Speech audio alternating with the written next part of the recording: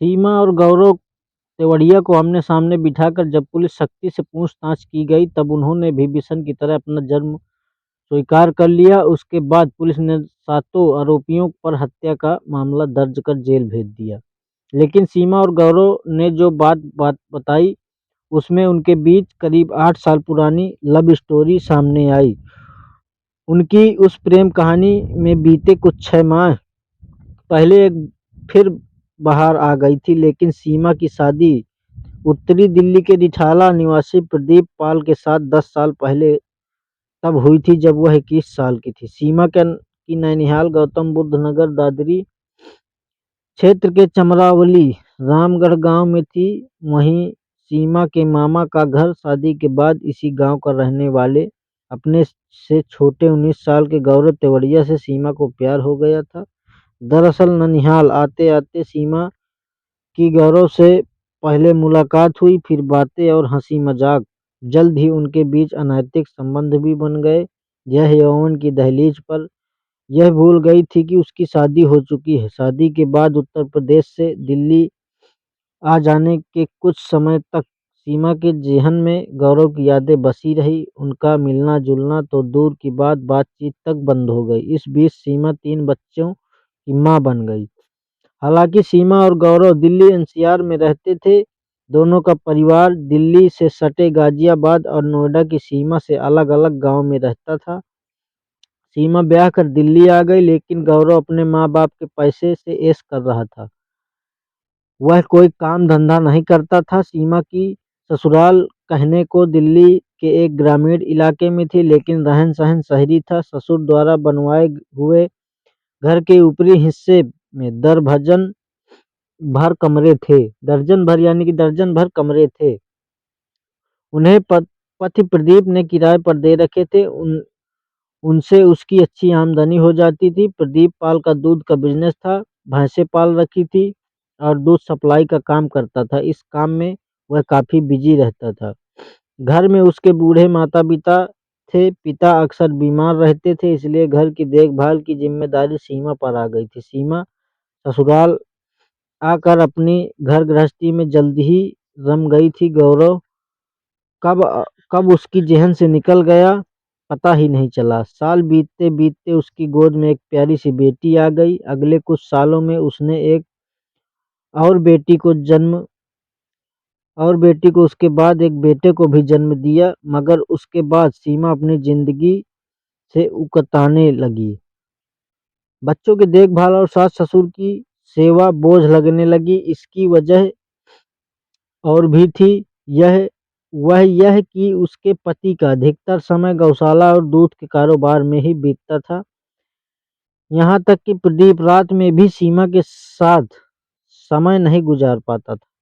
वह बाहरी दिल्ली के बेगमपुर एक्सटेंशन इलाके में बनी अपनी गौशाला में ही रहता था। पत्नी की भावनाओं को नहीं रखा ध्यान। कुछ समय के लिए ही आता था और फटाफट घरेलू कामकाज निपटा कर फिर कारोबार के सिलसिले में चला जाता था। प्रदीप के पास 3 भैंसें थी, जिन्हें वह घर से दूर गौशाला में रखता था। रात को भैंसों की देखरेख और रखवाली के लिए वह गौशाला चला जाता था। सुबह भैंसों को चारा पानी देने और दूध दूहने के बाद ग्राहकों को दूध बेचने चला जाता था। सारा काम निपटाने के बाद ही घर लौटता था। उसके पीछे सीमा और बच्चों और सास ससुर की देखभाल में लगी रहती। उसकी रातें बिस्तर पर करवटें बदलती बीत रही थी। उसके मन में और शरीर में की जरूरतें जस की तस थी। सेक्स की चाहत में सुलगती सीमा एक दिन अपने दिनों को याद करने लगी। उसी सिलसिले में उसे पिछले प्यार की यादें ताजा हो आई। बार बार पूर्व प्रेमी का चेहरा नजरों के सामने से गुजरने लगा। उसके गुजारे हसीन लम्हे याद आने लगे। उसकी चुलबुलाती बातें, हंसी मजाक, देर से छेड़छाड़, चूमना सहलाना और बहुत कुछ सिनेमा के फ्लैश बैक की तरह दिमाग में फटफटा कर घूम रही थी। गौरव की फिर से यादें ताजा होने के बाद मन में उसके मिलने के लिए झटपटा उठा। जब बेचैनी हद से ज्यादा होने लगी, तब उसने गौरव को फोन नंबर पता किया। संयोग से पुराने फोन में उसका नंबर मिल गया और फिर एक दिन सीमा के दिमाग में क्या सूझी कि उसने गौरव को फ़ोन मिला दिया। हेलो गौरव, मैं सीमा बोल रही हूँ। सुन रहा है ना तू? तू तो याद नहीं करता, इसलिए मैंने आज तुझे याद कर लिया। फ़ोन पर काफ़ी समय बाद अचानक सीमा की आवाज़ सुनकर गौरव अचकचा गया। उसके मुंह से निकल पड़ा, साली तुझे अब मेरी याद आई है? इतने दिनों बाद हरामजादी कहाँ थी इतने दिनों? गौरव देख, गालियाँ मत दे, मानती हूँ तुझे बहुत दिनों तक भुलाए रही मैं, लेकिन मैं आज भी तुझसे उतना ही प्यार करती हूँ जितना पहले किया करती थी। भला मैं तुझे कैसे भूल सकती हूँ? तू तो मेरा पहला प्यार है। कोई पहले प्यार को भूल पाया है जो मैं भूलूंगी? सीमा प्यार से बोली। मैं कैसे मान लूं साली, मैं जानता हूँ कि तू तो अब सेठानी बन गई है, मालदार है, पति का बड़ा बिजनेस है, पैसा है, मुझे झूठा दिलासा दे रही है क्योंकि मैं ठहरा निकम्मा निठल्ला। गौरव लगातार बोलता ही जा रहा था। सीमा बीच में टोकती हुई बोली, तू अपनी ही बात कहे जा रहा है, मेरी बात को समझने की कोशिश तो कर। जो बात तुझमें है वह प्रदीप में नहीं। तू मिलेगा तो मैं सब कुछ बताऊंगी तुझे। देख, पैसा ही सब कुछ नहीं होता। मुझे आज भी तेरा इंतजार है। बोल तो फिर कब मिलेगी? यहाँ तो फिर से लॉकडाउन लग गया है, रात का कर्फ्यू है। गौरव बोला, मैं बाद में बताऊंगी, इतना समझ ले कि तेरी मुझे बहुत याद सता रही। सीमा बोली और फ़ोन डिस्कनेक्ट कर दिया। लंबे अरसे के बाद फ़ोन पर सीमा की बातें सुनकर गौरव बेचैन हो उठा। बीते दिनों का बिछुड़ा प्यार दिल में उछाल मारने लगा। मन फिर से बिछुड़ी प्रेमिका से मिलने के लिए बेचैन हो गया। भले ही प्रेमिका शादीशुदा थी, मगर उसके लिए तो वह अभी भी कमसिन सुकुमारी थी, जिसे प्यार से सेक्सी सिम्मी कहकर बुलाता था, क्योंकि उसके सेक्सी अंदाज पर वह कलेजा निकाल कर रख देता था। वह भी उसे आहें भरने तक की नौबत ही नहीं आने देती थी, मिलने ही झट से गले लग जाती थी और गौरव उसे चूम लेता था। जब सालों बाद उसने कहा कि आज से भी इंतजार है, तब वह खुद को रोक नहीं पाया। उसका नंबर अपने फ़ोन में सेव कर लिया। सीमा जिसे प्यार से गौरव बुलाती थी, उसका पूरा नाम गौरव तेवड़िया था। सीमा से फ़ोन पर बात होने के बाद वह उससे मिलने के लिए बेचैन हो उठा। उसकी अगली कॉल का इंतजार करने लगा। अपना गांव घर छोड़कर गौरव दिल्ली आने की योजनाएं बनाने लगा, लेकिन समस्या किसी सही ठौर ठिकाने की थी। वह दिल्ली में ही कोई काम भी करना चाहता था। अगले रोज ही उसने सीमा को मिस कॉल की। तुरंत उधर से सीमा की कॉल आई, कैसा है, दिल्ली आने का मन बना लिया? मन तो बहुत है, मगर क्या मनी प्रॉब्लम है? सीमा ने पूछा। नहीं है, नहीं, दिल्ली में मेरा रहने का कोई इंतजाम नहीं है। पैसा तो वहाँ कोई काम कर के कमा ही लूंगा, गौरव बोला। उसका समाधान मेरे पास है, मैं जैसा कहूंगी तू वैसे ही करना, सीमा बोली। अरे तू तो समझदार भी हो गई है, चल चल चापलूसी मत कर, कहती हुई सीमा ने फोन कट कर दिया। सीमा के इस फोन ने गौरव के दिल में एक बार फिर गुदगुदी पैदा कर दी। उससे मिलने की बेचैनी बढ़ती चली गई। वह उसके ख्यालों में खोता चला गया। ऐसा ही हाल सीमा का भी था। उसने दो चार बातें करने के बाद फोन काट काट तो कर दिया था, लेकिन गौरव की पहले जैसे नजदीकियां पाने के लिए वह उतावली हुई थी।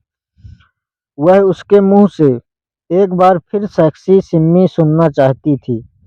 पति की अनदेखी से आसमान छूती शारीरिक ख्वाहिशों को जल्द से जल्द पूरी करना चाहती थी। उसी दिन रात को घर का सारा काम निपटा कर सीमा ने गौरव को फोन किया। गौरव, तू मुझसे मिलने दिल्ली आ जा, मैंने तेरे रहने का सारा बंदोबस्त कर लिया है। सीमा ने फोन पर मनुहार की, पर तेरा पति? गौरव ने शंका जाहिर की।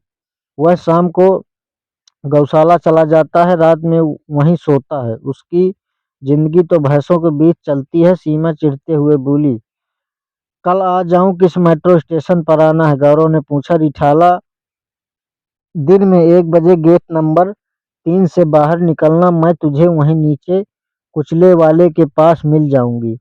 मुझे पहचान लेना, मैं फैक्सी मास्क पहने रहूंगी। सीमा ने समझाया, साली तू तो एकदम दिल्ली वाली टनाटन हो गई है, क्या बात है? गौरव चहकते हुए बोला, बस बस, ज्यादा बहकने की जरूरत नहीं, यहाँ हम अनजान बनकर मिलेंगे, इसका ख्याल रखना, सीमा ने समझाया। कॉल कटने के बाद गौरव को ऐसा लगा जैसे उसकी कई दबी हुई इच्छाएं एक साथ पूरी होने वाली है। उसकी बाँछें खिल गई थी। अगले रोज वह दिल्ली आ गया। सीमा की बताई जगह पर समय पर पहुंचा। सीमा ने जैसा कहा था वैसा ही हुआ। वह सीमा के शहरी लुक और चेहरे पर मास्क लगे होने के चलते नहीं पहचान पाया, लेकिन सलवार सूट के पहनावे और हाथ में दुपट्टा लपेटने की स्टाइल से पहचान लिया। सीमा गौरव को देखते ही पहचान गई, तुरंत बोल पड़ी, तू तो पहले जैसा ही है, जरा भी नहीं बदला। कहाँ चलना है? गौरव बोला, फोन पर तो बहुत चहक रहा था, यहाँ सिट्टी पिट्टी गुम हो गई। सीमा ने मजाक किया, ऐसा नहीं है, मैं तेरे बदलाव को देख रहा हूँ, तू तो बहुत बदल गई है और समझदार भी हो गई। गौरव बोलने लगा, लेकिन सीमा बीच में ही टोकती हुई बोल पड़ी, यहाँ के पास में ही मेरी ससुराल है, दूध वाले का घर पूछेगा तो कोई भी बता देगा। मेरे मकान में किराए के लिए कई कमरे खाली हैं, किराया बहुत अधिक नहीं है, तू एक कमरा किराए पर ले लेना, मेरा पति तुझे किराए पर रख लेगा, उससे कहेगा तो तुझे कोई काम भी दिलवा देगा। सीमा बोली, तू पति से कह कर किराया थोड़ा कम करवा देना। गौरव बोला, पागल है क्या तू? पति की नजरों में अनजान बने बने रहना, वहाँ उसे जरा भी एहसास नहीं होना चाहिए कि तू मुझे पहले से जानता है। अच्छा तो यह बात है गौरव, तू उससे आज ही 5 बजे से पहले मिलकर किराया हाथ पर रख देना, पूरा नहीं तो कुछ एडवांस ही दे देना, वह कमरा दे देगा। बस ध्यान से उसके सामने, ना तू मुझे जानता है ना मैं तुझे, समझ गया ना? सीमा बोली, हाँ बिल्कुल समझ गया मेरी मैक्सी सिम्मी। गौरव धीमे से बोला, मैं यही सुनने के लिए कब से बेचैन थी। धीरे से बोला, तो एडवांस कितने महीने का देना होगा? गौरव ने पूछा। कुछ भी दे देना, वह मान जाएगा, कई कमरे खाली हैं, पैसे नहीं हैं तो बोल, मैं लाई हूँ। सीमा बोली, नहीं उसकी जरूरत नहीं। सीमा के कहने के मुताबिक गौरव प्रदीप से मिला और 2 महीने का एडवांस किराया देकर कोने का कमरा किराए पर ले लिया, क्योंकि उस कमरे से सीमा की रसोई साफ साफ दिखती थी। कमरा किराए पर लेकर वह उसी रोज अपने गांव लौट गया। अगले रोज वह कुछ जरूरी सामान के साथ वापस गया। आते ही उसने प्रदीप से मुलाकात की, उससे कोई काम दिलवाने के लिए भी कहा। उसके बाद से सीमा और गौरव एक दूसरे की झलक पाने के लिए तरसना नहीं पड़ता था। दोनों हर वक्त एक दूसरे की नज़रों के सामने थे। दिन में गौरव सीमा को दूर से निहारता और रात होते ही वह उसके कमरे पर पहुंच जाता। वहां दोनों रंगरलियां मनाते। सुबह प्रदीप के लौटने से पहले सीमा कमरे को दुरुस्त करती, पतिव्रता बन जाती। उनकी रासलीला में बाधा केवल उसके सास ससुर ही थे। उसे उनकी नज़र से भी बचना था। सीमा ने इसका रास्ता निकाल लिया और वह ससुर को रात के खाने और पानी में नींद की गोलियां मिला देती थी। गोलियां गौरव लाकर देता था। सीमा के ससुर पहले ही बीमार रहते थे। नींद की दवा मिला कर खाने के बाद वह तुरंत गहरी नींद में सो जाते, मगर सीमा की सास पर दवा का असर कुछ कम ही रहता था, वह अक्सर नींद में जाग जाती। ऐसे ही एक रात जब गौरव सीमा के कमरे में था, प्रदीप की मां आंखें खुल गई। कमरे में धीमे स्वर में बातें करने की आवाज आई तो उन्हें कमरे में किसी के होने का संदेह हुआ। सुबह उसकी मां ने सीमा से पूछा, तब वह बहाना बनाकर निकल गई, मगर वह समझ गई कि बुढ़िया को उस पर शक हो गया है। उसने गौरव से सावधान रहने को कह दिया।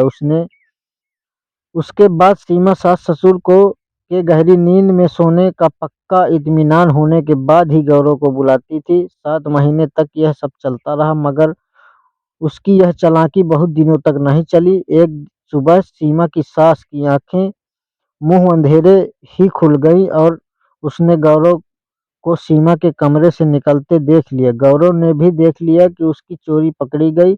सास ने सीमा को धमकाया कि वह अपनी हरकतों से बाज आ जाए वरना प्रदीप को सारी बात बता देगी। इस पर सीमा ने हाथ पैर जोड़कर सास से माफी मांग ली और उन्हें मना कर दिया, आगे से ऐसा नहीं होगा। फिर भी जब सीमा को एहसास हुआ कि सास उस पर नजर रखती है, तब उसने उसे अपने प्यार के रास्ते से हटाने का खतरनाक इरादा बना लिया। 23 जनवरी की सर्द रातों में प्रदीप शाम ढले गौशाला चला गया। उसी रात सीमा ने खाने में नींद की दवा अधिक मात्रा में मिला दी। खाना खाने के बाद उसके सास ससुर गहरी नींद में सो गए। दोनों के सो जाने के बाद सीमा ने गौरव को बुलाया। उस दिन गौरव के साथ उसका दोस्त विष्णु कुमार उर्फ बासु भी ठहरा हुआ था। दोनों ने आकर सीमा की सास को गला दबाकर मार डाला।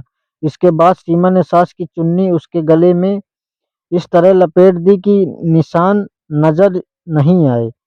फिर लाश को सोई हुई स्थिति में लिटाकर कमरे का दरवाजा भिड़ा दिया और अपने कमरे में जाकर सो गई।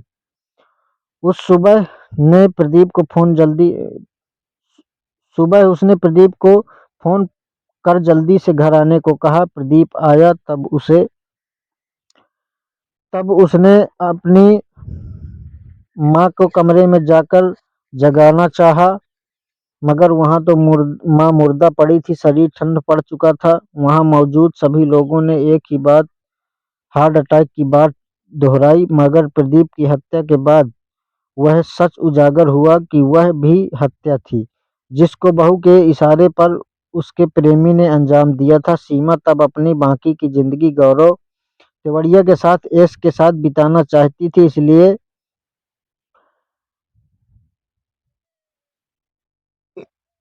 इसलिए हमेशा के लिए हटाना चाहती थी। इस बारे में उसने अपने प्रेमी गौरव से बात की तो वह भी इसके लिए तैयार हो गया। दादरी निवासी गौरव तेवड़िया ने इस बारे में प्रेमिका सीमा के साथ योजना बनाई और काम गौरव अकेला नहीं रह सकता था।